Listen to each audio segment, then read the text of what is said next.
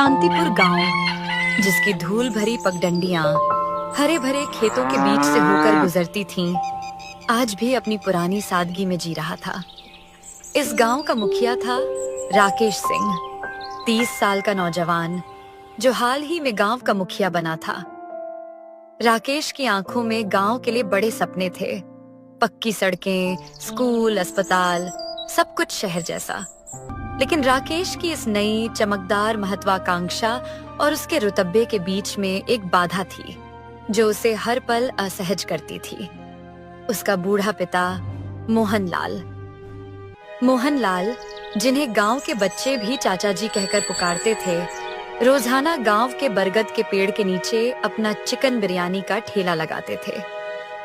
यह ठेला चाचा जी की बिरयानी के नाम से भी मशहूर था। यह बिरयानी मोहनलाल के हाथों का जादू थी। वह इसे धीमी आंच पर बनाते थे। चावल, मसाले और गोश्त का वह अद्भुत मिश्रण जो हर सुबह बरगद के नीचे एक ऐसी खुशबू फैलाता था कि दूर खेतों में काम कर रहे मजदूर और किसान अपनी थकी हुई सांसों के साथ उस खुशबू को खींचते थे।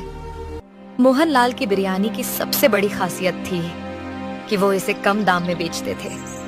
उनका मानना था कि कोई भी मजदूर जिसने दिन भर खून पसीना बहाया हो, वह भूखा नहीं सोना चाहिए। इसलिए उनकी एक प्लेट बिरयानी गांव की सबसे सस्ती और सबसे पौष्टिक खुराक होती थी। मोहनलाल ने इसी ठेले की कमाई से राकेश को पढ़ाया, शहर भेजा और उसे गांव का मुखिया बनने के लिए प्रेरित किया। पर मुखिया बनने के बाद राकेश को अपने पिता पर शर्म आने लगी। लोग क्या कहेंगे? राकेश रात को घर लौटकर सोचता, मुखिया का पिता मामूली बिरयानी बेचता है, मेरे रुतबे को क्या होगा?